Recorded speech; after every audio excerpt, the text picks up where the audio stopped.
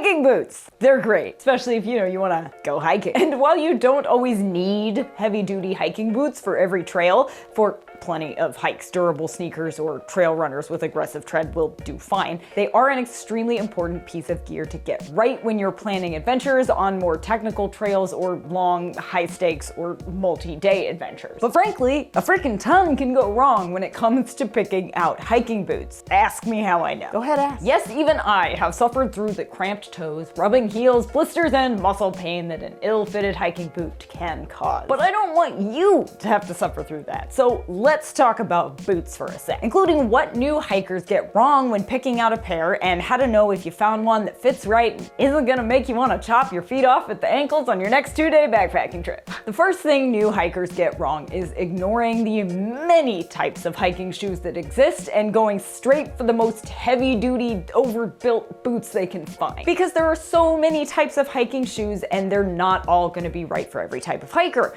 There are minimalist shoes and barefoot shoes, which are my favorite types of boots and shoes. There are low-rise shoes that end below your ankles like sneakers do, and mid or high-rise boots that come up over your ankles. Which one you choose is entirely up to you, and too frequently, beginners gravitate toward those clunky high-rise models, but rarely require them. And not only are those often overkill, they can be uncomfortable. That's because mid and high-rise boots tend to be heavier and less flexible. Not always, but typically, and that can make walking feel more unnatural. On the upside though, they will help keep snow, mud, and water out of your shoes and probably do offer more ankle support. Low-rise boots, on the other hand, don't offer that same support, but do offer more freedom of movement and less weight, which can be a big deal on long hiking days. Plus, low-rise styles come in heavy-duty versions or breezy trail runners. Then there are barefoot and minimalist shoes, which have less support all around,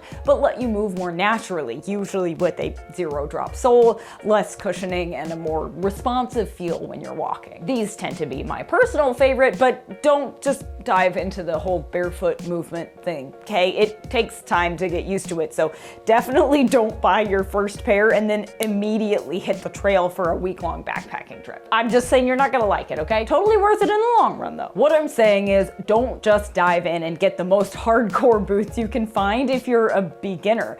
Assess your needs first, try on a bunch to see what you find most comfortable, and go from there. If you desperately need ankle support, for example, get that. If you want as little weight on your feet as possible, you do you. The second thing new hikers and backpackers get wrong is that they often assume waterproof boots and shoes are always the best choice. Now, if you frequently hike in wet or snowy conditions, then yeah, you probably want to opt for waterproof hiking boots. If, however, you're a fair weather hiker or spend a lot of time in the desert, waterproof shoes aren't necessarily a given. That's because waterproof hiking boots don't tend to be as breathable, and while they will keep your feet dry much longer than non-waterproof shoes in some wet weather, if you're caught in a 4-hour deluge or have to cross a knee-deep stream, well, your feet are gonna get wet either way, and waterproof shoes are gonna take a lot longer to dry out. But for splashing across rocky streams, tromping through snow, or hiking through dewy grass or light rain, waterproof boots do come in handy. So consider the type of temperature and terrains you're typically hiking in and select the right feature for you,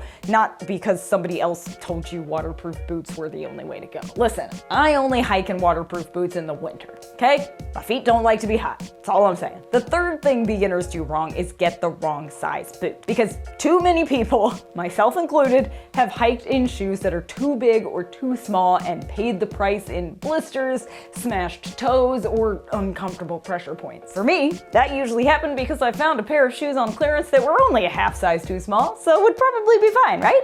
Right? Wrong. Never get a half size too small. Never. In fact, when it comes to hiking shoes, you should order up at least a half size. That's because when you hike, your feet are going to swell a bit, maybe more than a bit, and then your shoes are gonna feel uncomfortably snug. Plus, if your toes are too close to the end, when you're hiking downhill, they're gonna ram into the front of your shoe and it's gonna hurt. Yeah, it's not gonna feel great. That said, your boots also shouldn't be too big. I mean, there should be plenty of room for your toes, But if your foot is sliding around inside your shoe, even when you're using proper lacing techniques, we'll link to that video in the description. That's not a good fit either. Also, you're gonna get blisters and skinned feetsies. So what you're looking for is the Goldilocks fit. Not too big or too small. Which leads us to mistake 4.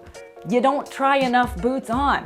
And if you do, you're going about it all wrong. Because listen, you're probably gonna need to try on a lot of shoes. Because hiking boot sizes and shapes are all over the place, meaning they're gonna fit differently than your favorite sneakers and probably your last pair of boots. So finding the perfect pair may take sampling a few brands and styles. But here are some tips to help you find that perfect fit. First, when you try on hiking boots, wear the socks that you're gonna hike in. Your day-to-day socks may not be as thick or cushiony and steer you toward a misleading fit. 2, try on boots at the end of the day or after you've been walking around for a while. That way your feet will be a little bit swollen, like they will be when you're actually hiking. 3, walk around in them. Like a lot. If you're in a store, stroll up and down the aisles. Ask if there's one of those fake rock ramps or at least some sort of slope so you can feel how the shoes fit on an incline and decline. If you ordered shoes online, walk around the house in them. Like all day. As you do, be aware of seams or pressure from different parts of the shoes. Some spots are easily broken in, while others just aggravate and make hiking uncomfortable. Speaking of which, don't compromise on comfort. If the arch support is in slightly the wrong spot, or your toes feel cramped in the toe box, or your heel slips and no amount of lacing or relacing fixes the problem, move on. Don't try to make ill-fitting shoes work. 4, if you use special inserts, bring them with you when you try on boots. They take up space in the shoe and will alter the fit. 5, your toes shouldn't hit the end of your shoes when you're walking downhill. If they do, you're gonna be uncomfortable after a few hours of hiking. Leave about a thumb's width between the end of your longest toe and the end of the boot. Next, take the shape of your foot into account. If you have narrow feet, look for a narrow shoe. Wide feet, wide shoe. Makes sense, right? Keep your toes in mind too. Mine like some space when I walk, so a shoe with a wider toe box is more comfortable for me. The 5th thing beginners do wrong is neglect to break in their boots before a big hike. Now, how important this actually is depends largely on the style of shoe you pick. Low-rise sneaker-style shoes made of synthetic materials don't usually require as much breaking in as more sturdy, high-rise leather versions. But in any case, it doesn't hurt to get your feet used to a new shoe long before starting a 3-day backpacking trip or a 10-mile hike. Because once you're out there and you realize the shoes are uncomfortable or rub in all the wrong places, it's usually too late. So head to an outdoor retailer or order a bunch of different styles online if visiting a store isn't an option, and try on all the shoes your little feet can handle. And remember that while most retailers won't let you return boots if you've worn them outside, fun fact, REI will let you return almost anything for almost any reason with any amount of wear in the first year that you own the gear if you're unsatisfied. Which is awesome, because sometimes you don't realize a hiking boot isn't gonna work for you until you've hiked in it a few times and gotten it totally filthy. They'll still take it, and then they'll resell it in their used section, which we're totally obsessed with, and is an amazing place to find used and new gear for drastically reduced prices. You do have to be a member though, so we'll put a link to how to sign up in the description below. In any case, that, friends, is how to avoid common beginner mistakes when searching for the perfect pair of hiking boots that fits and doesn't make you want to chop off your feet at the ankles. Please don't chop off your feet at the ankles. This isn't misery. That's not a thing that anyone should do. But if you still have questions or suggestions of your own, ask away in the comments below. Then get out there, keep your feetsies happy, and wander on.